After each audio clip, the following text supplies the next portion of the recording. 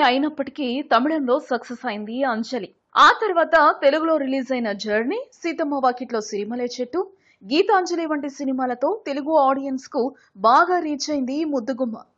తూర్పుగోదావరి జిల్లాలో పుట్టి పెరిగిన ఈ భామకి కోలీవుడ్ కలిసొచ్చింది. అలా అక్కడ హీరోయిన్ గా సెటిల్ అయింది. తెలుగులో సినిమాలు చేస్తున్నప్పటికీ అంజలిని తమిళమ్మాయే అనుకుంటారు. తమిళ సినిమాల ద్వారా తెలుగులోకి రావటం వల్ల అలా అనుకుంటున్నారు.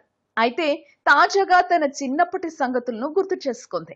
అమ్మాయి కాలేజీ కొట్టి సినిమా చూడటానికి వెళ్ళటం అంటే ఇప్పుడంటే పెద్దగా పట్టించుకోరు.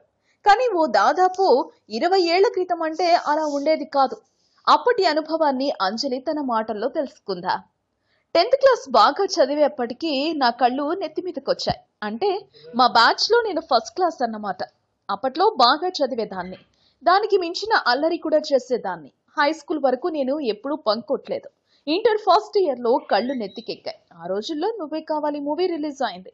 యూత్ లో ఆ సినిమాకి మంచి క్రేజ్ వచ్చేసింది. దాంతో దాన్ని ఎలాగైనా చూడాలని ఒకరోజు కాలేజీకి బంక్ కొట్టి కొంచెం ఎక్కువ దూరంలో ఉన్న సినిమా హాల్ కు ఎవరు చూడరనే ధైర్యంతో ఫ్రెండ్స్ తో కలిసి వెళ్ళాను.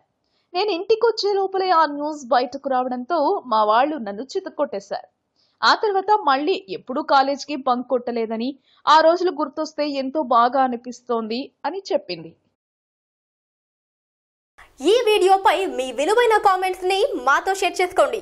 అండ్ ఇంకో విషయం, సబ్స్క్రైబ్ చేయడం మర్చిపోకండి.